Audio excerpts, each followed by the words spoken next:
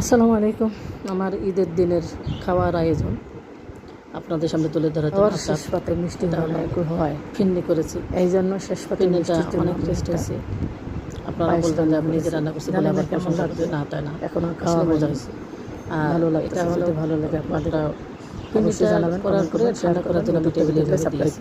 আর এটা একটা ডাল রান্না করছি, ঘন ডাল মুসুরের, এটা অনেক টেস্ট।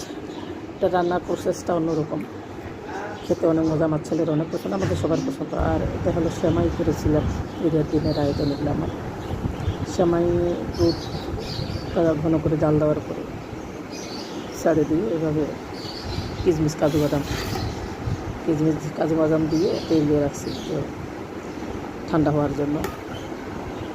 দুটো মিলেই এই যে এখানে আবার আমার ভালো লাগছে, এইভাবে ছবি তুলে দেখতে ভালো লাগতেছিল, তাই আপনাদের সামনে তুলে ধরলাম।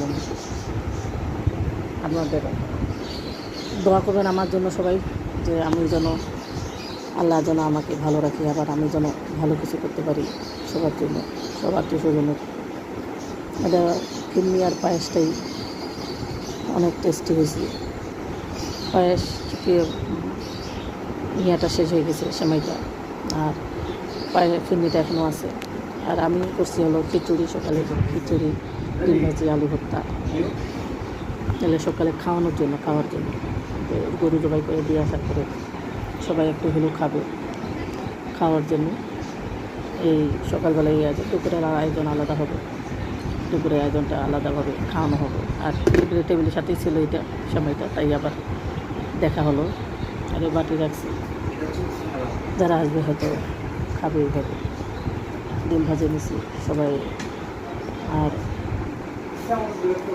মজা হয়েছে। খিচুড়ি অনেক মজা, অনেক টেস্টি, ভালো লাগে। আর গরুর মাংস যখন চলে আসলো, গরুর মাংস আসার পর গরুর মাংস কাটা সেটা দেখে নিই রান্না করেছি। মাংসটার কালারটা ইয়াতে ক্যামেরাতে অত ভালো লাগতেছে না, জানি না, মজা হয়েছে খাইতে, খাইছি, ভালো লাগছে আমার।